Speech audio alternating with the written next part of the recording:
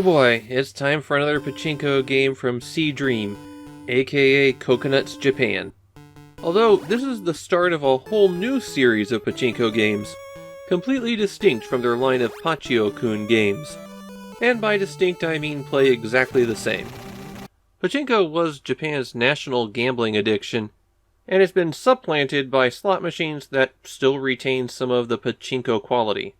The idea is that you would pay to receive a bunch of ball bearings, put them into a machine, and then use a spring launcher to drop them through a pegboard.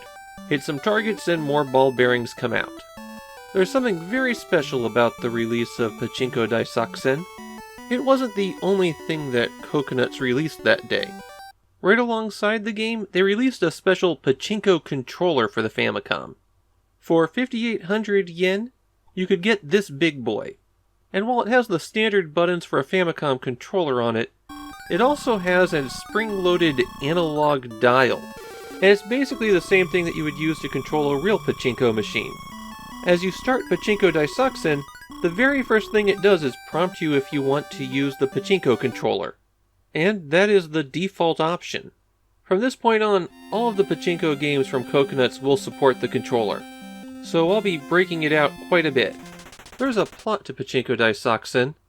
A lowly office worker gets a call from extension 008, and he's summoned to the battlefield to take part in Pachinko Wars. There are 3 stages here, and on every stage your goal is to clean out the machines. If you don't clean out a machine, you get nothing. If you do, then you can trade the balls that you acquired for weapons to use. The weapons have different strengths, and buying the bottom one will end the stage immediately. So you're really best off saving up for that. However, you only have 3 lives. If you run out of balls, or fail to clean out a Pachinko machine, then you get some of the worst screen flashing on the Famicom, and lose a life. Lose 3 lives and you have to start the stage over again. At least you can get a password so that you can pick up where you left off. Before you begin actually playing Pachinko, you're prompted if you want a time limit.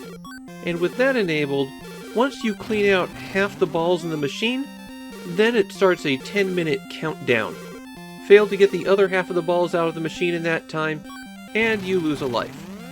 So the game mainly consists of dialing in just the right spot where you can start scoring things, and then holding it there forever. There's a little bit of drift in how the balls launch, so you can't just find the one good spot and stay there forever. You'll have to tweak that dial a bit. If you're not playing with the special controller, it just drifts downward over time. With the special controller, it feels like there's a bit of jiggle. As you might have guessed, given that they provide you with a 10-minute time limit to clean out half a machine, it takes a long time to complete any of the Pachinko machines. So you'll be spending forever just sitting there holding that dial, watching the balls launch up, and waiting for things to fall out. On the first stage, there's 4 different styles of Pachinko machines available, though it's really 2 different styles of play, one where you flip open a center panel and shoot balls into that, and one where you activate a slot machine. These Pachinko games never seem to have a following in Japan, and I couldn't find anybody discussing this one. Really, the only thing notable about Pachinko Daisakusen is that it's the first time that there was a Pachinko controller for a console. Coconuts will actually release multiple versions of that controller for different consoles. But even with it, Pachinko's not the most exciting game to play. And I don't think that the options included here really add anything to the game. At least I've got something to put on my shelf of exotic Famicom hardware.